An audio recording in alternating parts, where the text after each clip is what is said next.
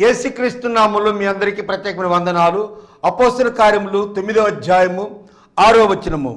లేచి పట్టణంలోకి వెళ్ళుము, అక్కడ నీవు ఏమి చేయవలనో అది నీకు తెలియబడునని చెప్పాను. దేవునికి స్తోత్రం. హల్లెలూయా, హల్లెలూయా, స్తోత్రం. క్రీస్తునందు ప్రియ సహోదరి సహోదరులారా, ఈ కార్యక్రమాన్ని టీవీ సెట్ల ద్వారా, ఈ కార్యక్రమాన్ని యూట్యూబ్ ద్వారా, ఈ కార్యక్రమ ప్రసార సమయంలోనూ, అంతేకాకుండా ఈ కార్యక్రమం ప్రసారమైన కొన్ని గంటలు కొన్ని రోజుల తర్వాత చూస్తున్నట్టు వారందరికీ ప్రత్యేకమైన వందనాలు తెలియజేస్తున్నాను. ఆయన హెచ్చవలసి ఉన్నది అనేటువంటి కార్యక్రమం, ఆయన హెచ్చవలసి ఉన్నది అనే మాట బైబిల్లో ఉంది. యోహాను సువార్త 3వ అధ్యాయం 30వ వచనంలో హీ మస్ట్ ఇంక్రీజ్. యోహాను చెప్పిన మాట అది. యోహాను యేసును ఉద్దేశించి, నేను హెచ్చవలసి ఉన్నదని కాదు, నేను కాదు, ఆయన హెచ్చవలసి ఉన్నది. నేను పెళ్లి కుమారుని స్నేహితుడిని, ఆయన పెళ్లి కుమారుడు హెచ్చించబడాలి, కాబట్టి నేను తగ్గించబడాలి. రెండూ జరగాలి. ఆయన హెచ్చించబడాలి, నేను తగ్గించబడాలి. నేను హెచ్చించబడ్డం కానీ నేను తగ్గించబడ్డం కానీ కాదు. He should always increase more and more, grow more and more. ఆయన ఇంకా ఎక్కువగా పరిచర్య చేయాలి. నేను నా పరిచర్యలో, ఆయన పరిచర్యలో పాలిభాగస్తుడిని అయిపోవాలి. నా పరిచర్య ఆయన పరిచర్యలో లయమైపోవాలి. నా పరిచర్య ఆయన కనిపిస్తున్నప్పటికీ ఇది నాది కాదు, అది ఆయన కోసం నేను పరిచర్య చేశాను. ఆయన హెచ్చవలసి ఉంది. He must increase. కాబట్టి ఒక మంచి ఆశయముతో, ఒక మంచి నినాదంతో మీ ముందుకు ప్రభు కృపను బట్టి గత 3 సంవత్సరాలుగా వస్తూనే ఉన్నాను. ఈ కార్యక్రమాన్ని ఆదరిస్తున్న విధానాన్ని బట్టి నేను ప్రభు నామాన్ని మహిమపరుస్తున్నాను. ఈ కార్యక్రమం ఎవరైనా ఫస్ట్ టైం చూస్తున్నట్లయితే వారికి ప్రత్యేకమైన వందనాలు తెలియజేస్తున్నాను. ఈ కార్యక్రమాన్ని ఎవరైనా పాస్టర్స్, దేవుని సేవకులు ఎవరైనా చూస్తున్నట్లయితే వారికి కూడా ప్రత్యేకమైన వందనాలు తెలియజేస్తున్నాను. సేవకులు ఇతరులు చెప్పేటి వాక్యాన్ని సాధారణంగా వినరు, ఎందుకంటే వాళ్ళు చెప్పేవాళ్ళు కాబట్టి. వేరే వాళ్ళు ఎవరైనా చెప్తుంటే తప్పులు పడడానికే ప్రయత్నం చేస్తుంటారు. ఏదేమైనప్పటికీ మీరు చూడడానికి మీ అమూల్యమైన సమయం కేటాయించినందుకు మీకు ప్రత్యేకమైన వందనాలు తెలియజేస్తున్నాను. గత వారంలో ఒక దైవజనులు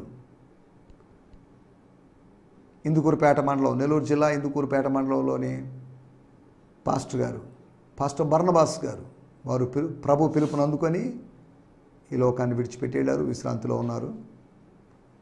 వారి సతీమణి పాస్టమ్ గారు, 2 కుమార్తెలు, వారి కోసం ప్రార్థించాల్సిందిగా కోరుతున్నాం. వారి నాన్నగారు కూడా ఒక అద్భుతమైన పరిచర్య జరిగించినట్టు దైవజనుడు. కొన్ని సంవత్సరాల క్రితం, నాకు డేట్ అవి కరెక్ట్గా గుర్తులేదు, వారి మందిరంలో జేజేపేటలో నేను వారి మందిరంలో ఒక రాత్రి వాక్య పరిచర్య చేసినట్టు నాకు గుర్తు. వారిని ప్రభు పిలుచుకున్నారు.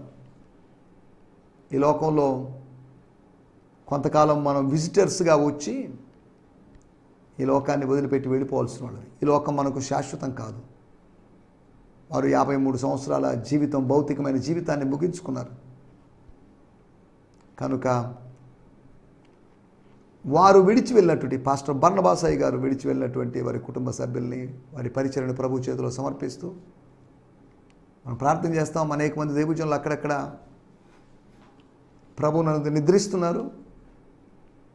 వారు నిద్రించినప్పటికీ పరిచర్య ఏమాత్రం ఆగిపోకుండా ఉండినట్లుగా దైవజనులు నిద్రించడానికి ముందుగానే తమ నెక్స్ట్ జనరేషన్ లీడర్స్ని, అనగా యెహోషువాలని, అనగా ఎలీషాలని, అనగా తిమోతీలను తయారు చేయాలి. శిష్యులను తయారు చేసుకోవాలి. నా శిష్యులు కాదు, సేవకుల శిష్యులు కాదు, ప్రభు శిష్యుల్ని తయారు చేయాలి. నెక్స్ట్ జనరేషన్ లీడర్స్ను మనం తయారు చేయాల్సిన అవసరం ఉంది. నేను ప్రభు పరిచర్యలోకి వచ్చి 29 సంవత్సరాలు అయింది. ప్రభు నన్ను ఎప్పుడు పిలుచుకుంటాడో నాకు తెలియదు. కానీ నేను చనిపోయిన పరిచర్య ఆగిపోకూడదు. అలాగనే నా కుమారులకి ఈ పరిచర్య అప్పగిస్తాను, వాళ్ళే కొనసాగించాలని కాదు. దేవుడు నాకు కుమారులను ఇవ్వలేదు, కుమార్తెలను ఇచ్చాడు. పాస్టర్లకి ఇంచుమించు ఎక్కువ మంది పాస్టర్లకి కుమార్తెలే ఉంటారు. కుమార్తెలైనా కుమారులైనా ఆశీర్వాదమే. కానీ ఒకటి మాత్రం, పరిచర్య ఆగిపోకూడదు. అది నెక్స్ట్ లెవెల్లోకి వెళ్ళాలి, నెక్స్ట్ జనరేషన్లోకి వెళ్ళాలి. ఒక్కొక్క పాస్టర్తోనే పరిచర్య ఆగిపోయింది అనుకోండి, కొంతకాలానికి క్రైస్తవత్వం లేకుండా పోయే పరిస్థితి కూడా ఉంటుంది. పాస్టర్లు వస్తుంటారు, పోతుంటారు. సంఘము, పరిచర్య అనేది ప్రాముఖ్యమైన విషయం. కాబట్టి దేవజనులు పాస్టర్ బర్నబాస్ అయ్య గారు జరిగించినటువంటి అద్భుతమైన పరిచర్యను బట్టి నేను ప్రభునామాన్ని మహిమపరుస్తున్నాను. ఈ సమయంలో చిన్న ప్రార్థన చేసుకుందాం. దేవజనులు, ప్రభు చేత పిలువబడుతున్న దేవజనులు, వారు విడిచి వెళ్తున్న పరిచర్యల గురించి మనం ప్రార్థన చేసుకుందాం. పరిశుద్ధమైన మా దేవా, మీకు వందనాలు చెల్లిస్తున్నా. ఈ సమయంలో మీ దాసులు పాస్టర్ బర్నబాస్ అయ్య గారిని మీరు పిలుచుకున్నారు.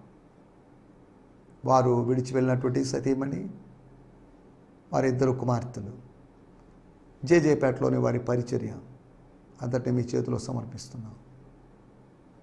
ప్రభువా, మీకు వందనాలు చెల్లిస్తున్నాం. మీ దాసుడు, వారి తండ్రి గారు జరిగించినట్టు అద్భుతమైన పరిచర్యలను బట్టి, మన్నా మినిస్ట్రీస్ తరపున జరిగించినటువంటి మంచి పరిచర్యను బట్టి మీకు వందనం చేయిస్తున్నాం. వారు పొందినట్టుగా సాక్ష్యాన్ని మేమందరం పొందగలడు సాయం చేయండి. కొనిపోబడక మునుపు ఆయన దేవునికి ఇష్టడై ఉండెను అనే సాక్ష్యము పొందెను అని చెప్పబడినట్టుగా హెబ్రీ పత్రిక 11వ అధ్యాయంలో, ఈ లోకంలో నమ్మకస్తులుగా పరిచర్య చేసి మేము కొనిపోబడగలడు సాయం చేయమని అడుగుతున్నాం. తండ్రి, మీకు వందనాలు చెల్లిస్తున్నాం. మీరు వచ్చేంతవరకు ఈ పరిచర్య కొనసాగుతుంది. ప్రభుత్వాలు, ప్రజలు ఎన్ని ఆటంకాలు తెచ్చినా ఈ పరిచర్య మాత్రం ఆగదు. మునికోలలకు ఎదురుతన్నుట కష్టమని, పాతాళ లోక ద్వారములు ఈ పరిచర్య ఎదుట, ఈ సంఘం ఎదుట నిలవనేరు అనే సంగతి మేము జ్ఞాపకం చేసుకుంటూ, భౌతికంగా తమ ప్రియుల్ని, సంఘ కాపురులను కోల్పోతున్నట్టు కుటుంబ సభ్యులు, వారి హృదయంలో దుఃఖము, వేదన ఉంటుంది.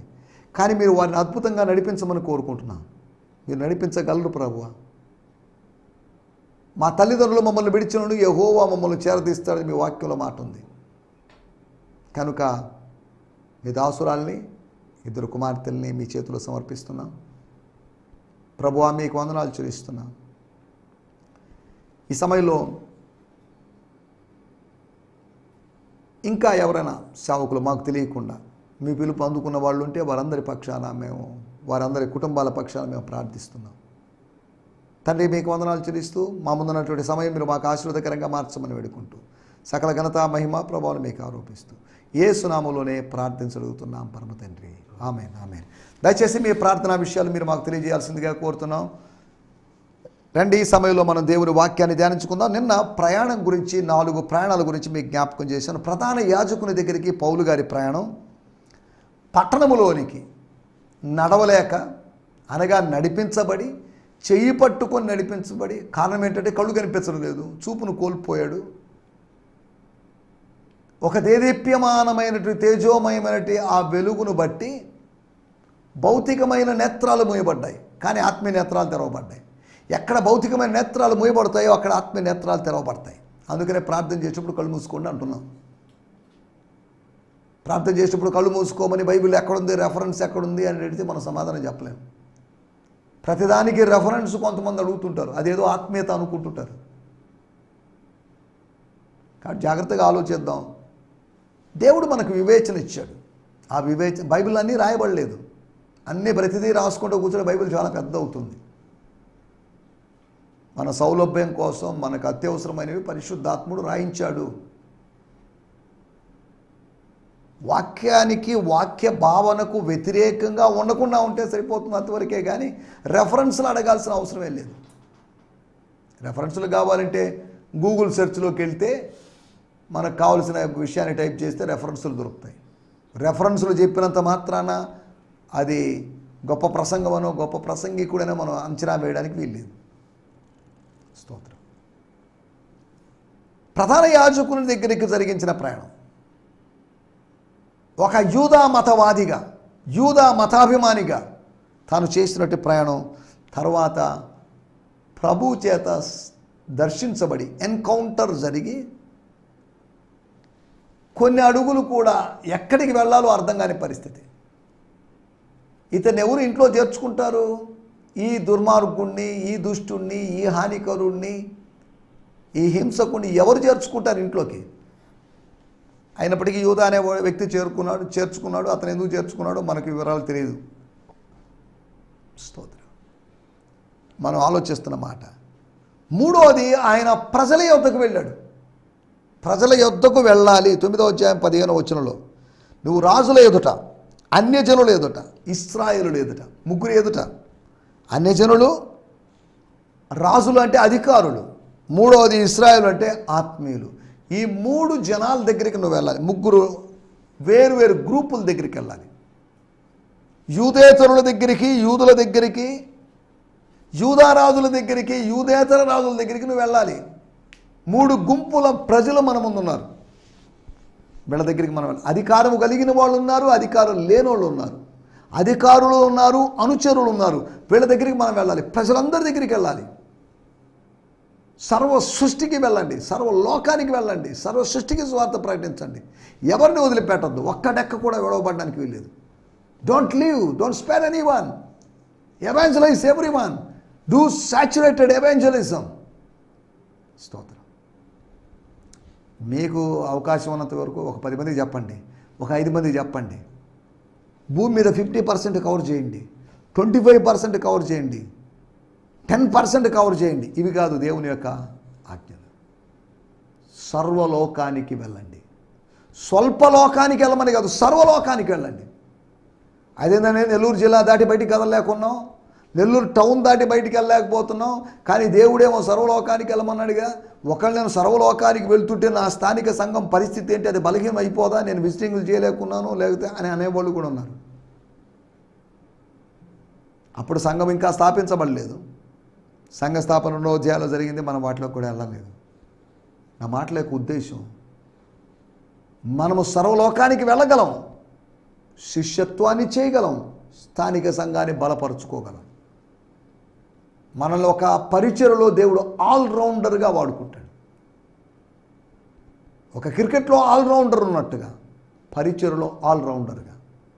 మనం గాయకులం కాకపోవచ్చు, కానీ దేవుడు ఆ సమయానికి తగ్గట్టు పాట పాడేసి ప్రభు నామాన్ని మహిమపరచడం.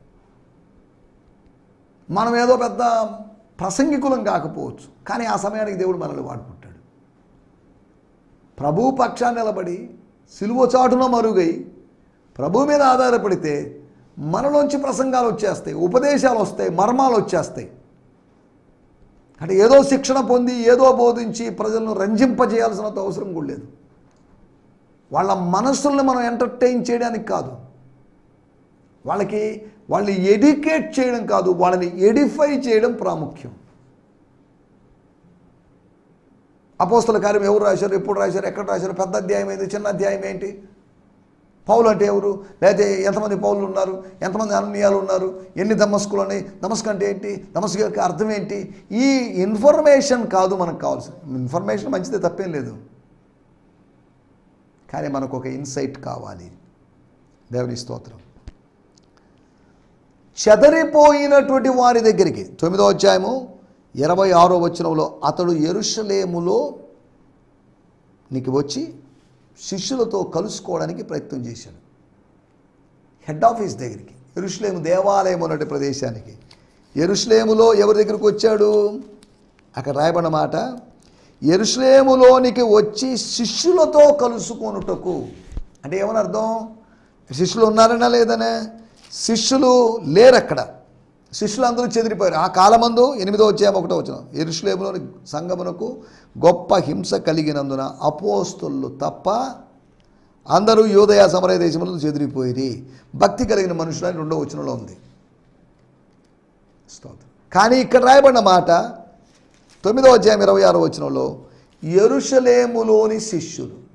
యెరూషలేములోని అపోస్తలునే కానీ కాదు, యెరూషలేము అనగా కాలక్రమేణా కాలము జరుగుతున్నప్పటికీ చెదిరిపోయిన వాళ్ళు కొంతమంది తిరిగి వచ్చి ఉండొచ్చు, లేకపోతే చెదిరిపోయిన వాళ్ళు చెదిరిపోయినట్లు ఉండగానే దేవుడు కొంతమంది కొత్త వారిని దేవుడు అక్కడ లేపినట్లుగా అపోస్తుల యొక్క పరిచయం ద్వారా లేపినట్టుగా మనం అర్థం చేసుకోగలం. స్తోత్రం. వెళ్ళే వాళ్ళు వెళ్తూ ఉండొచ్చు మన స్థానిక సంఘాల్లోంచి, కానీ దేవుడు కొత్త వారిని నడిపిస్తాడు. మార్క్ వెళ్ళిపోయాడు, మార్క్ స్థానాన్ని భర్తీ చేయడానికి దేవుడు తిమోతిని లేపాడు. స్తోత్రం. హల్లెలూయా. నేను వెళ్ళిపోతున్నాను, నేను వెళ్ళిపోతే ఇంకా ఎవరు రారండి అని కాదు, నేను వెళ్ళిపోయి వేరొక ఆదరణకర్తను పంపిస్తాను. ఖాళీ ఉండదు, గ్యాప్ ఉండదు, కొనసాగుతూనే ఉంటుంది పరిచర్య. ఒకవేళ యేసు ప్రభు వెళ్ళిపోయిన తర్వాత పరిశుద్ధాత్ముడు రాలేదనుకుందాం, వచ్చాడు, ఆయన మన మధ్యలో ఉన్నాడు, కానీ రాలేదనుకుందాం. 2000 సంవత్సరాలుగా పరిశుద్ధాత్మ లేని పరిచర్యగా, పరిశుద్ధాత్మ లేని సంఘంగా, పరిశుద్ధాత్మ లేని విశ్వాసులుగా మనం కలిగి ఉండేవాళ్ళం. భూలోకంలో పరిచర్య అప్పుడు నిష్ప్రయోజనమైన పరిచర్యగా ఉండేది. స్తోత్రం, హల్లెలూయా. మనం ఆలోచిస్తున్న విషయం, నేను వెళ్ళాను, నేను 33.5 సంవత్సరాలు ఉన్నాను, లేదా 3.5 సంవత్సరం పరిచర్య చేశాను, దట్స్ ఓకే. ఆయన ఎక్కువ కాలం ఏంటి, నేను తక్కువ కాలం ఏంటి అని మా ఇద్దరి మధ్యలో కంపారిజన్ లేవు. తండ్రి ఏం చెప్పాడు, మేము అంతా డిసైడ్ చేసుకున్నాం, మేము వచ్చేసాం. 3.5 సంవత్సరాలు ఉన్నా, 2000 సంవత్సరాలు ఉన్నా, మేమున్నా, ఇంతకుముందు మేము భూమి మీద కనిపించకపోయినా మేము ఉన్నట్టే, మేము ఉన్నా లేనట్టే, మేము లేకపోయినా ఉన్నట్టే. స్తోత్రం, హల్లెలూయా. ఆయన లేనప్పటికీ కూడా ఆయన ఉన్నట్లే, ఆయన లేకపోయినప్పటికీ కూడా ఆయన ఆత్మ మన మధ్యలో ఉన్నాడు. యేసుప్రభు లేడు అని మనం చెప్పలేము. యేసుప్రభు లేకపోతే యేసుప్రభు ఆత్మ ఎక్కడి నుంచి వచ్చిందండి? ప్రభువే ఆత్మ. పరిశుద్ధాత్ముడు ఉన్నాడు అనే సంగతి మనం ఒప్పుకుంటాం. 2-3 నా నామములు ఎక్కడ కూడుకుంటాను వారి మధ్యలో ఉంటాను, ఇదిగో నా ఆత్మ మీ మధ్యలో ఉన్నది. ఇది చెప్తున్నప్పుడు ఆత్మ లేదని మనం ఎలా చెప్పగలం? స్తోత్రం. పరిశుద్ధాత్ముడు ఉన్నాడు, ఆయన మనలో నివసిస్తున్నాడు. యేసు ఉన్నాడో లేదో అని డౌట్ ఉంటే ఉండొచ్చు, ఎందుకంటే ఆయన మనతో ఉన్నాడు కాబట్టి. కానీ పరిశుద్ధాత్ముడు ఉన్నాడా లేదనే డౌట్ మనకు అవసరం లేదు, ఉండదు, రాదు. ఎందుకో తెలుసా? ఆయన మనలో ఉన్నాడు కాబట్టి.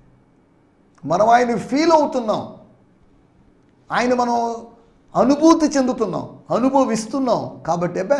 ఆయన ఎక్కడున్నాడండి? ఒట్టిదండి. అపోస్తుల కార్యములు 19వ అధ్యాయంలో లాగా పరిశుద్ధాత్ముడు ఉన్నాడు అనే సంగతే మాకు తెలియదండి, మాకెవరు చెప్పారండి అనే పరిస్థితి మనకు ఏర్పడదు. పరిశుద్ధాత్ముడు ఉన్నాడు అనే సంగతి మాకు తెలియదు అని వాళ్ళు మాత్రమే అన్నారు. మిగతా ఏ సంఘస్థులు కానీ ఎవరు ఎప్పుడు ఎంతవరకు ఈ 2000 సంవత్సరాల మానవ చరిత్రలో, సంఘ చరిత్రలో మనకెవరు అన్న సందర్భం లేదు. పరిశుద్ధాత్మ నింపుదల నడిపింపును విశ్వసించని వర్గాల వారిని అడిగినా, ఏమండి పరిశుద్ధాత్ముడు ఉన్నాడు, లేకుండా ఎందుకుంటాడండి? ఆయన ఉన్నాడండి. రక్షణ పొందినప్పుడే మనం పొందేసుకున్నాం, ఆయన మనలో ఉన్నాడని చెప్పేవాళ్ళు ఉన్నారు. దేవుని స్తోత్రం. తండ్రి ఉన్నాడు. తండ్రి, కుమార, పరిశుద్ధాత్ములు అదృశ్యంగా ఉన్న సమయంలో ఒక సమయం వచ్చేసరికి కుమారుడు దృశ్యుడయ్యాడు. కుమారుడు కొంతకాలము దృశ్యుడైన తర్వాత తండ్రిలాగా ఆయన మరుగైనప్పుడు పరిశుద్ధాత్ముడు వచ్చాడు. యేసులాగా ఆయన దృశ్యమైన వాడిగా ఉండి పరిచర్య చేయలేదు. యేసులాగా కాకుండా భిన్నంగా అదృశ్యమైన వాడిగా మన మధ్యలో, ఆత్మస్వరూపి, అదృశ్య స్వరూపి ఆయన మన మధ్యలో సంచరిస్తున్నాడు. ఈ మాటలు వింటుండే కానీ మీ గదిలో మీరు దైవ సాన్నిధ్యాన్ని అనుభవించవచ్చు. అపోస్తల కార్యములు 17 మనము ఆయనందు చలించుచున్నాం. We are moving in him. దేవునికి అతీతంగా మనిషి ఏమీ లేడు, అసలు లేదు, అతను ఉనికే లేదు. నాకు వేరుగా ఉండి మీరేమీ చేయలేరు. మనం ఏదో అనుకుంటాం, చేస్తాం, ఎలగబెడతాం, ఉద్ధరిస్తాం, సంస్కరణ చేస్తాం అనుకుంటాం. ఒకటిదే. తీగవి నువ్వు వేరైపోయావు అనుకో, నువ్వు ఎండిపోతావు, వాడిపోతావు, అగ్నిలో పారవేయబడతావు. ఆయనతో కలిసి ఉన్నావు కాబట్టి నీకు విలువ ఉంది, లేకపోతే నీకు ఎక్కడికి విలువ? దేవుడితో ఉన్నాం కాబట్టి మనకు విలువ ఉంది, దేవుడు లేకపోతే మనకేం విలువ ఉంది? ఒక ప్రధానమంత్రి ఉన్నాడు కాబట్టి ఆయన పిఏకి గుర్తింపు వచ్చింది. ప్రధానమంత్రి లేనప్పుడు పిఏ ఎక్కడున్నాడు? పిఏకి ప్రాధాన్యత ఎక్కడిది? వాక్యం ఉంది కాబట్టి వాక్యాన్ని విశ్వసించే వాళ్ళకి మనకు కొద్ది గౌరవం. వాక్యమే లేదనుకోండి, ఎందుకు చెప్తున్నంటే మనకు సిలువను బట్టి విలువ కలిగింది, యేసును బట్టి మనకు విలువ కలిగింది. యేసే లేకపోతే మనకు విలువ ఎక్కడిది? యేసును విశ్వసించ యేసే లేకపోతే యేసును విశ్వసించాల్సిన అవసరతే మనకు ఉండేది కాదు. యేసు ఉన్నాడు, తండ్రి అని దేవుడు ఉన్నాడు. ముగ్గురు దేవుళ్ళు కాదు. దీని జాగ్రత్త కావాలి. క్రైస్తవత్వాన్ని ఇలాగ అవగాహన చేస్తున్నారు కొంతమంది. ముగ్గురు దేవుళ్ళు అండి. ముగ్గురు దేవుళ్ళు ఎక్కడున్నారు? దేవుడు అక్కడే. దేవుని యొక్క వేరు రూపాలు. అలాగైతే మేము ఎన్నో వేల రూపాల్లో చూస్తున్నాం కదా అని అనేవాళ్ళు ఉన్నారేమో. 3 వేరు రూపాల్లో ఉన్నప్పటికీ ఒకే విధంగా పనిచేస్తున్నటువంటి దేవత్వం, గాడ్ హెడ్, 3 ఏకదేవుడు. సరే, దేవుని స్తోత్రం, హల్లెలూయా. మనం వీటి గురించి గత ఎపిసోడ్లో ఆలోచించాం. రండి మనం ఈ సమయంలో దేవుని వాక్యాన్ని ఆలోచిద్దాం. అపోస్తుల కార్యములు 9వ అధ్యాయము 6వ వచనం. లేచి పట్టణంలోకి వెళ్ళుము, అక్కడ నీవు ఏమి చేయవలెనో అది నీకు తెలియబడినని అతనితో చెప్పాను. లే, నువ్వు పట్టణానికి వెళ్ళు, దమస్కు పట్టణానికి వెళ్ళు, లోపలికి వెళ్ళు, పట్టణంలో ప్రవేశించు. నువ్వు వచ్చింది వేరే ఉద్దేశంతో వచ్చి ఉండొచ్చు, కానీ నీ ఉద్దేశాలను మార్చి కొత్త ఉద్దేశంతో కొత్త మనిషిగా నేను నిన్ను లోపలికి పంపిస్తున్నాను. పాత మనిషిగా కాదు, కొత్త వ్యక్తిగా పట్టణంలోకి. పట్టణములో ఏం జరిగింది? పట్టణములో జరిగిన ప్రభు కార్యాల గురించి మనం మాట్లాడుకోబోతున్నాం. నంబర్ 1, పట్టణంలో జరిగినటువంటి ప్రభు కార్యము. నీకు అక్కడ స్తోత్రం 6వ వచనంలో నీవు ఏమి చేయవలను, what you have to do, నువ్వేం చేయవలను అది నీకు ఆటోమేటిక్గా తెలపబడుతుందని కాదు, అననీయ వస్తాడు, తెలపబడుతుంది. అనగా తెలపబడాలంటే దమస్కు పట్టణానికి వెళ్ళాలనే కాదు దాని అర్థం. ఏమంటే దమస్కు ఎక్కడో ఉంది, దానికి మనం ఎక్కడ పోగలం? నువ్వు ఉన్న పట్టణములోనే నీకు దేవుడు తెలపగలడు. నువ్వున్న యెరూషలేములోనో, నువ్వున్న అంతియోకులోనో, నువ్వున్న ఎక్కడైనా కావచ్చు, నువ్వున్న నెల్లూరు నగరములోనో, నువ్వున్న హైదరాబాద్ నగరంలోనో, నువ్వున్న విజయవాడ నగరంలోనో దేవుడు నీకు తెలుపగలడు. స్తోత్రం, హల్లెలూయా. పట్టణములో సమాచారపు అనుభవం, ఇన్ఫర్మేషన్ దొరుకుతుంది. In the city you will get information. దేవుడు చెప్పిన పట్టణానికి వెళ్తే, దేవుడు చెప్పిన స్థలానికి వెళ్తే నీకు సమాచారం దొరుకుతుంది. దేవుని స్తోత్రం, హల్లెలూయా.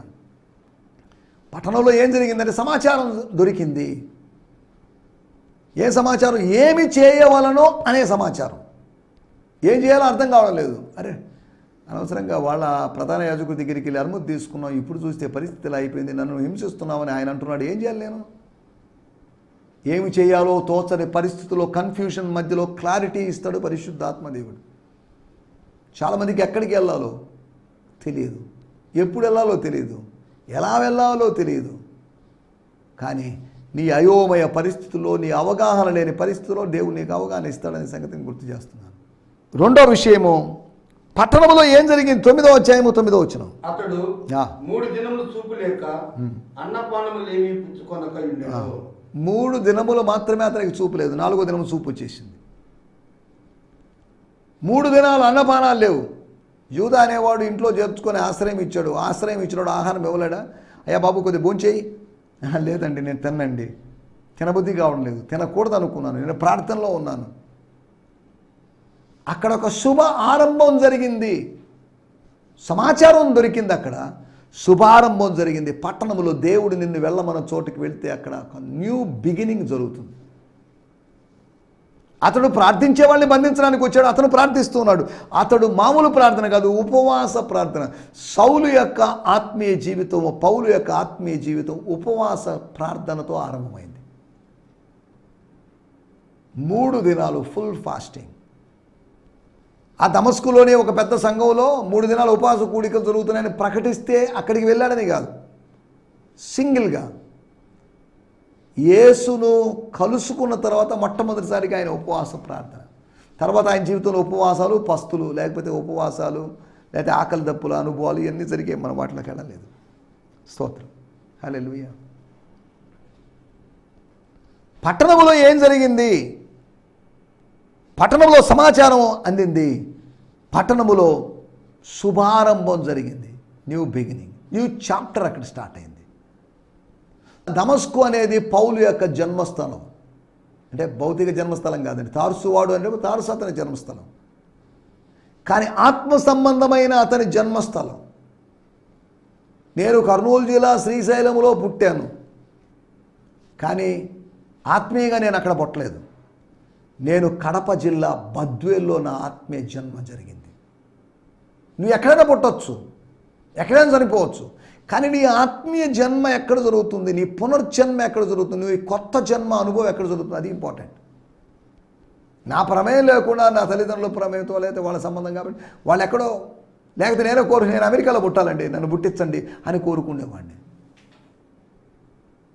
కానీ నీ కొత్త జన్మ అనుభవం, దట్ ఈస్ ఇంపార్టెంట్. మూడో విషయాన్ని నేను మీకు జ్ఞాపకం చేస్తాను. 9వ అధ్యాయము 11వ అప్పుడు ప్రభువా ఇదిగో నేనున్నాను నేను.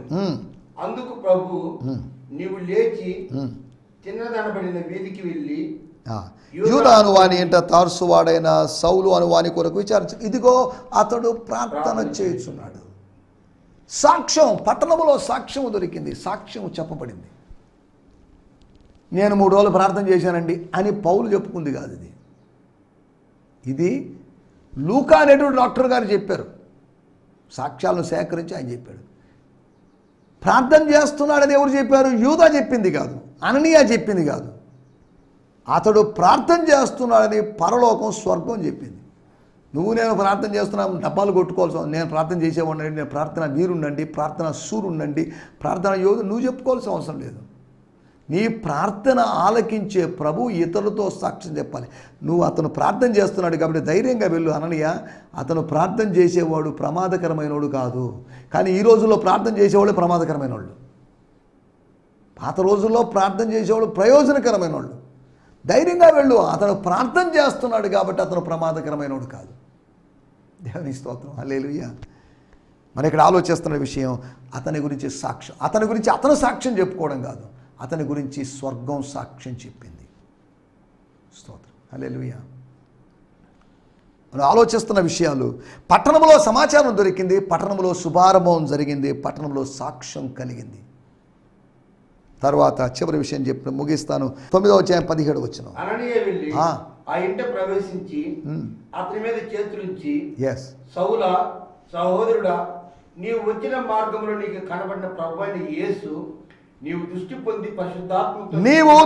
పొంది పరిశుద్ధాత్మతో నింపబడినట్లు నన్ను పంపి ఉన్నాడని చెప్పాను. నీవు పరిశుద్ధాత్మతో నింపబడినట్లు అనగా దేవుని ఆత్మతో నింపబడు అనగా 1వ అధ్యాయం 8వ వచనంలో రాయబడింది, మీరు పైనుండి శక్తిని పొందుకుంటారు, లేకపోతే పరిశుద్ధాత్ముడు మీ మీదకి వచ్చినప్పుడు శక్తి వస్తుంది అనగా శక్తి చేత నింపబడ్డాడు. మామూలు శక్తి కాదు, యవన బలము కాదు, ఆహారం వల్ల వచ్చిన శక్తి కాదు, పట్టణములో స్వర్గపు శక్తి చేత నింపబడ్డాడు.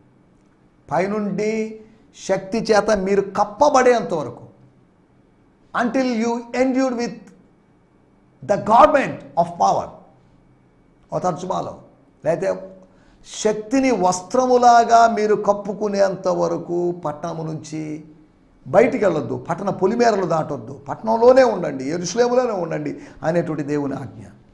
నా మాటలు నేను ఇక్కడ ముగిస్తున్నాను. పట్టణములో సమాచారం దొరికింది, పట్టణములో శుభారంభం కలిగింది, పట్టణంలో సాక్ష్యం చెప్పబడింది, పట్టణములో శక్తి అందుబాటులో శక్తి దొరికింది, శక్తి పొందుకున్న అనుభవం కలిగింది. కాబట్టి మనం ఉన్న స్థలంలో ఇటు అనుభవాలు దేవుడు కలిగిస్తూ మనలందరినీ ముందుకు నడిపించునుగాక. ఆమేన్, హల్లెలూయా, హల్లెలూయా. మీ అందరికీ వందనాలు. ఈ సందేశము మీకు ఆశీర్వాదకరంగా ఉందని నమ్ముచున్నాము. ప్రార్థనా అవసరతల కొరకు మమ్మల్ని సంప్రదించవలసిన మా చిరునామా గిద్యోన్ మిషన్ చర్చ్, 6వ వీధి, శాంతినగర్, నెల్లూరు 4, ఆంధ్రప్రదేశ్. పిన్ 524004. మా ఫోన్ నంబర్లు 7036443613 మరి ఒక నంబర్ 9392293010. మా ఈమెయిల్ ఐడి gfihmi2015@gmail.com. దేవుడు మిమ్మును ఆశీర్వదించునుగాక. ఆమేన్.